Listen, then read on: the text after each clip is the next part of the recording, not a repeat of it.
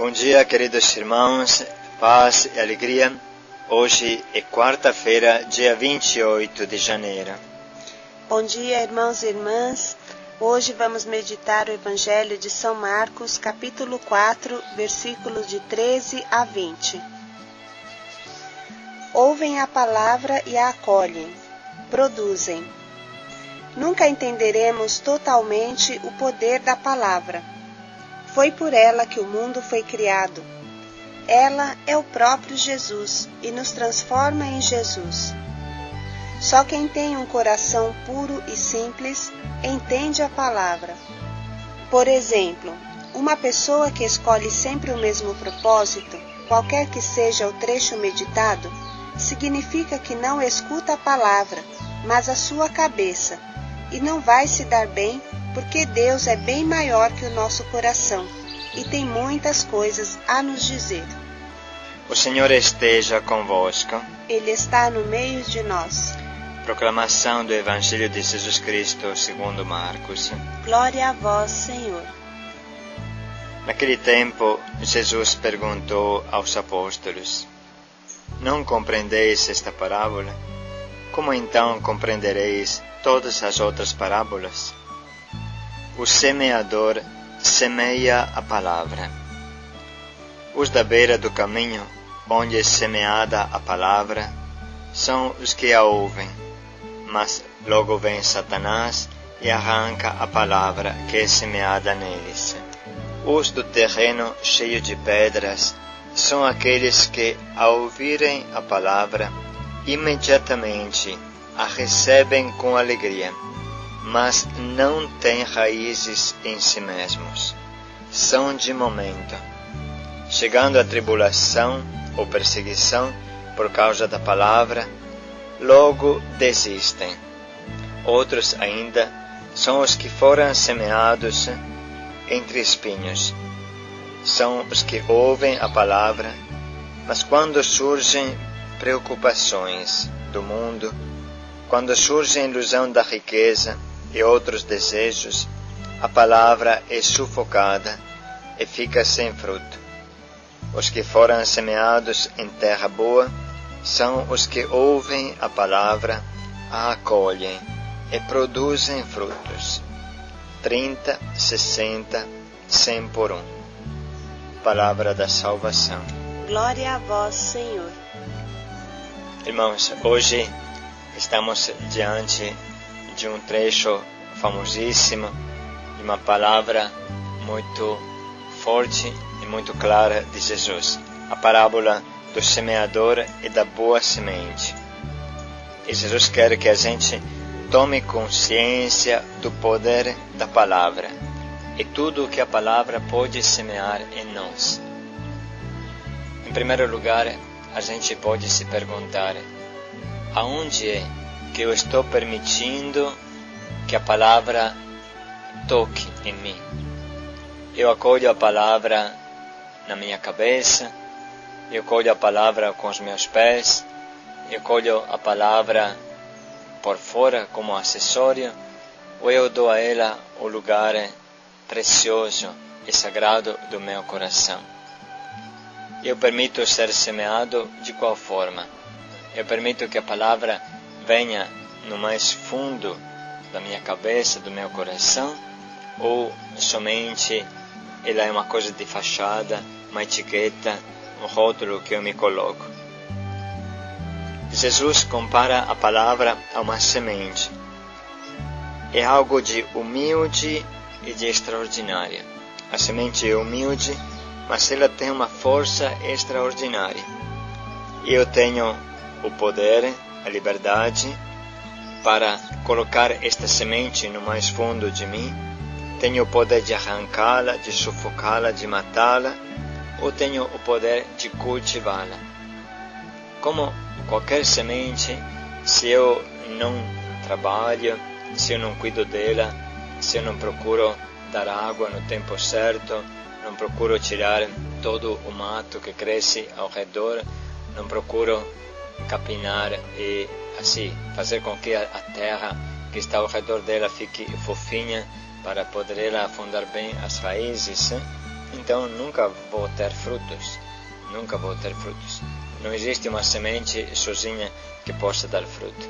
Precisa cuidar dela. E assim é a palavra que está em nós.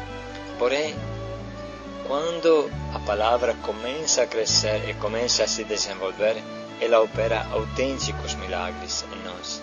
Ela tem o poder de mudar a nossa cabeça, os nossos pensamentos.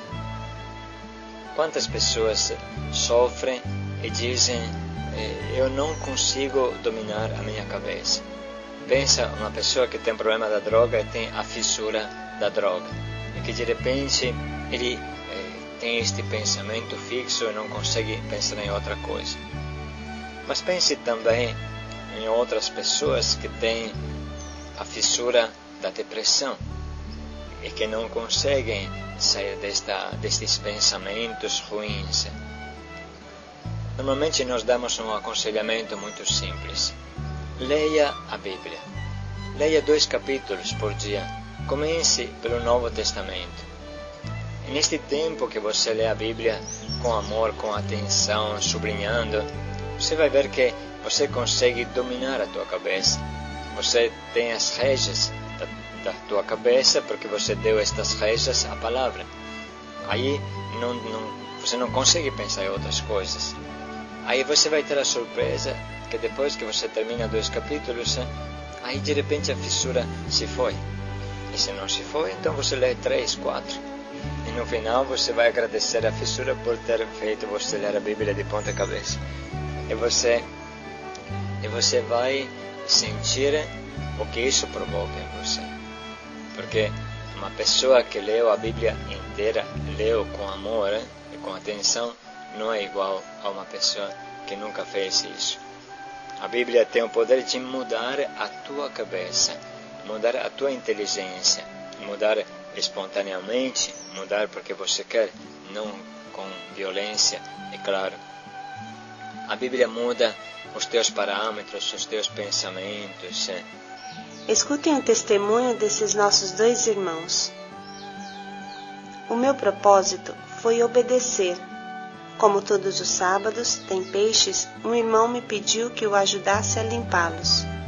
De princípio disse que não queria, mas depois de ter lembrado o meu propósito, que era de ser obediente, procurei o irmão e disse que iria ajudá-lo. Assim consegui viver o meu propósito. Esse quem nos conta é o Mário, da Casa Desatadora dos Nós. Depois o Rafael Santana, também da mesma casa, nos mandou esse testemunho. O meu propósito foi de ter humildade. Acabei discutindo com um irmão. Foi uma discussão feia, e tanto eu quanto ele não queríamos nos redimir. Depois de analisar bem, cheguei à conclusão de que deveria pedir desculpas ao irmão. Então fui até ele e pedi desculpas. Você percebe a força da palavra, como ela muda sentimentos e pensamentos.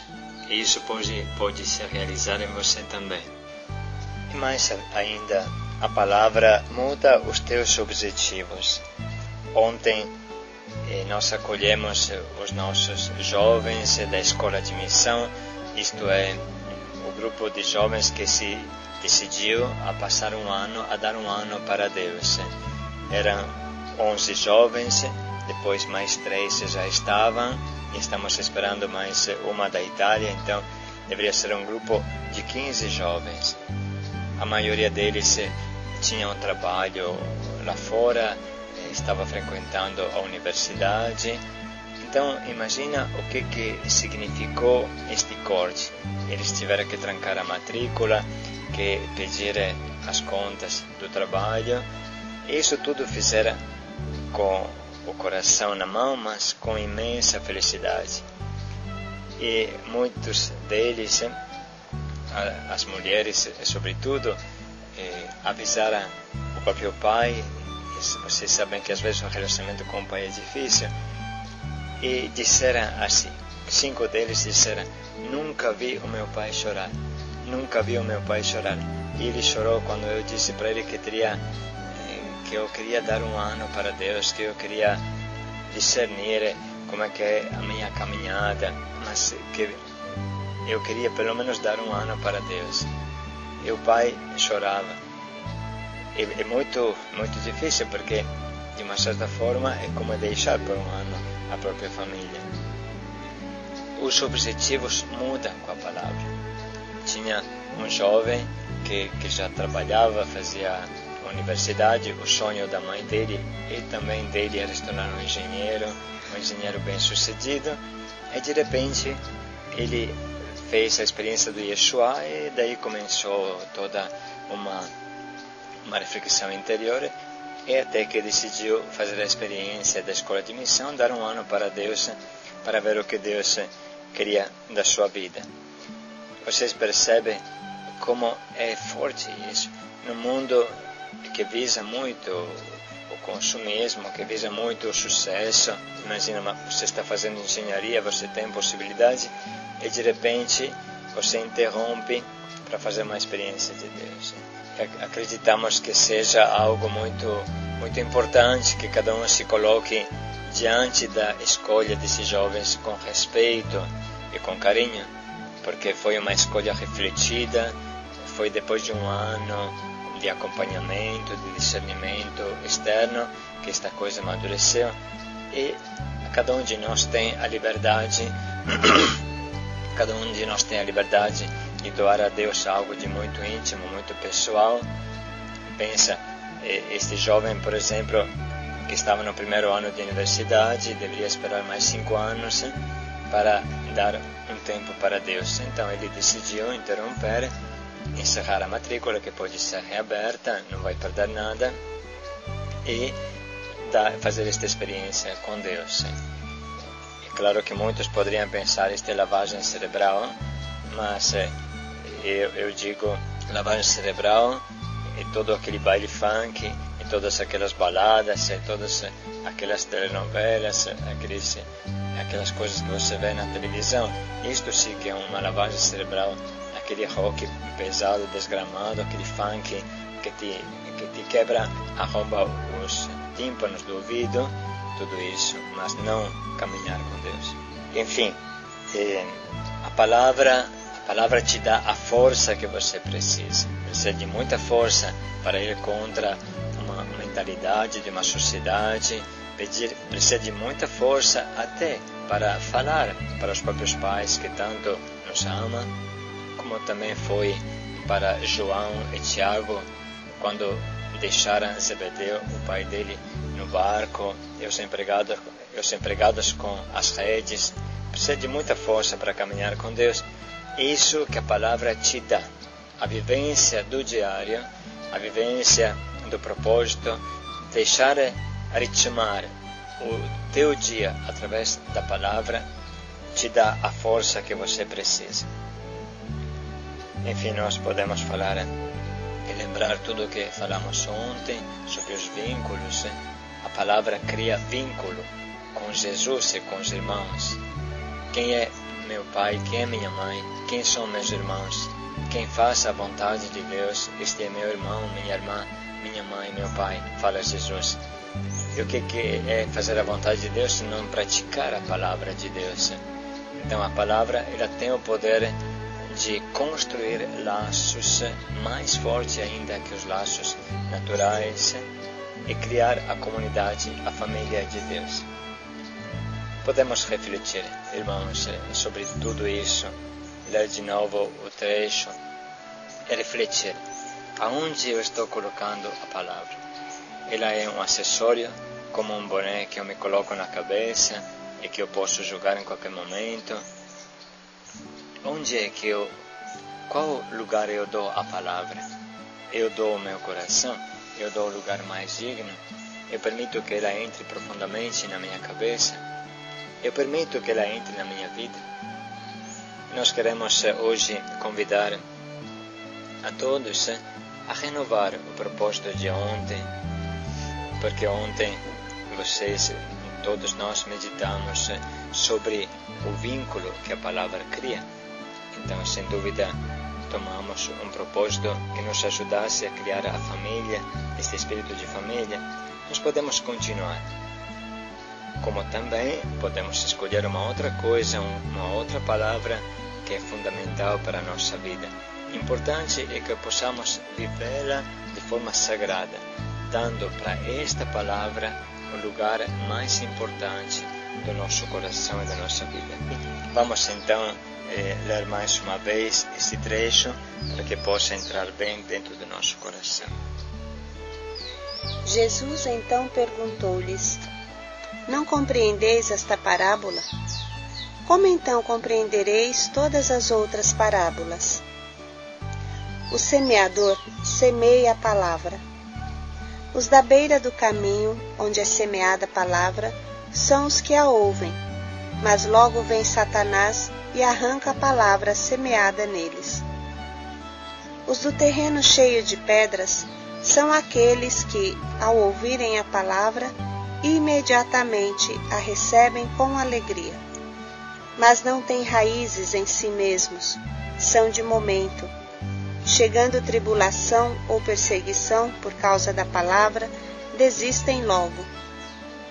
Outros ainda são os que foram semeados entre os espinhos. São os que ouvem a palavra, mas quando surgem as preocupações do mundo, a ilusão da riqueza e os outros desejos, a palavra é sufocada e fica sem fruto. E os que foram semeados em terra boa são os que ouvem a palavra e a acolhem e produzem frutos, 30, 60 e 100 por um. Força e coragem, portanto, é que cada um possa amar a palavra e colocá-la no lugar mais sagrado da sua vida. Paz e alegria a todos.